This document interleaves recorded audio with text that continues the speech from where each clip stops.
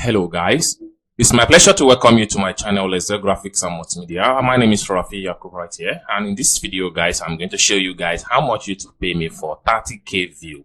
But before I get to the tutorial started, if you are new to this channel, remember to click on the subscribe, turn on the notification bell so whenever I upload content about YouTube topic, you get notified and you watch the video. And lastly but not the least, if you would like to join my YouTube Academy on WhatsApp, kindly click the link in the description of this video to get started. So with that being said, so let's dive into the tutorial and see how much YouTube pay me for 30,000 views. So let's get started.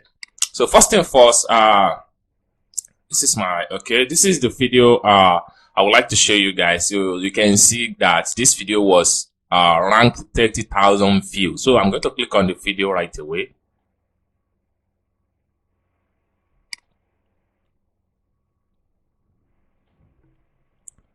Alright, so this video right here has got me 30,000 views. So you can see it right here. So I'm going to click on the video analytics right here.